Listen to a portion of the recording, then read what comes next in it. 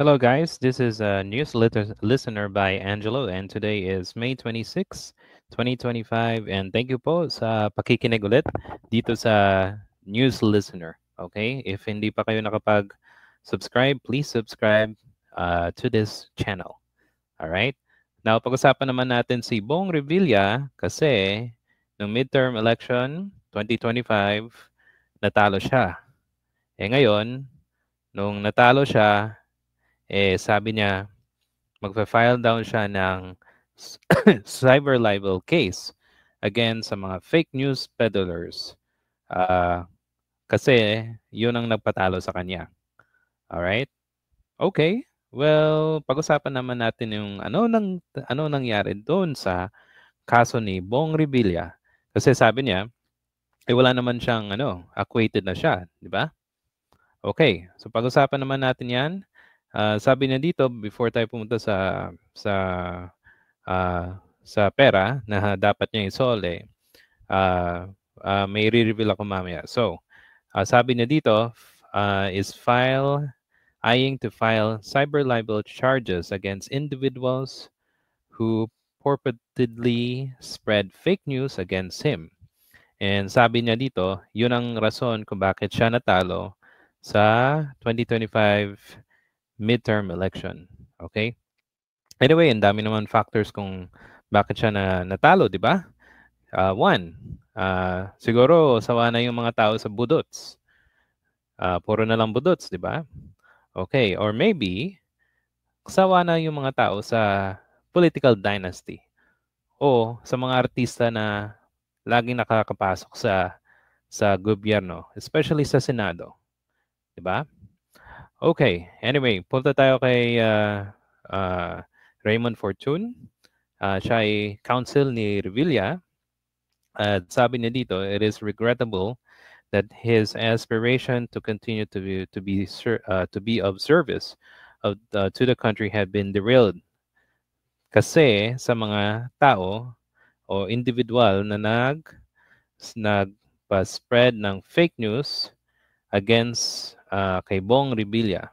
Kasi daw, yung isa sa mga nag-spread ng fake news, dapat daw isauli niya yung pera na nanakaw. Okay? So guys, if you remember, na-acquit siya. Okay? There. Dapat hindi na dapat daw sinasabihan si Bong Revilla na dapat i-return niya yung pera. Okay?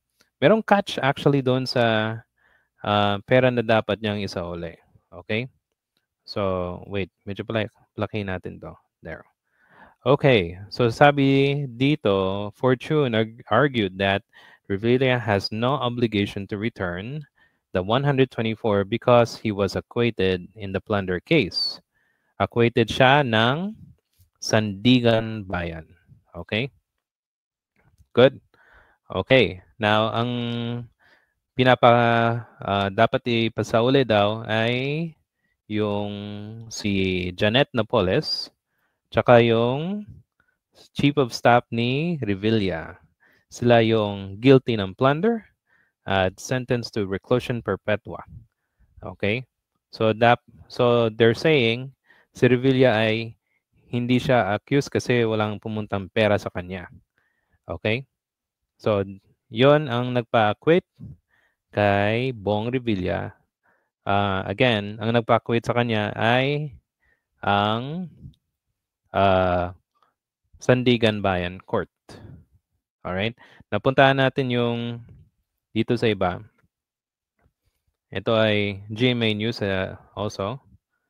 And Bong Revilla, anong isasauli ko? Wala akong kasalanan. So, news to dati pa, December 13, 2018, that he is not among the personality ordered by Sandigan to return the money to the government. Okay? Kasi daw hindi daw siya, acquitted siya. So, kung acquitted siya, dapat hindi siya kasali. Yun. Yun ang actually dilemma natin eh. Yung na akusahan ka nung una at yung former chief mo, yung fall guy, di ba? So siya yung chief of staff, yung fall guy, sa plunder case na dapat magsauli ng pera. Right? Nakakalungkot kasi yung mga naakusahan, acquitted. Pero ah, yung mga tao nila, yun ang may dapat magsauli. You know, Revilla's former legislative aide, Richard Cambe, who are liable for the amount that were found guilty of plunder. Okay? So yon. Okay? And here's another one sa Inquirer. Dato January 31, 2019. The Office of Ombudsman, this is after ng December, okay? 2023 or 2018.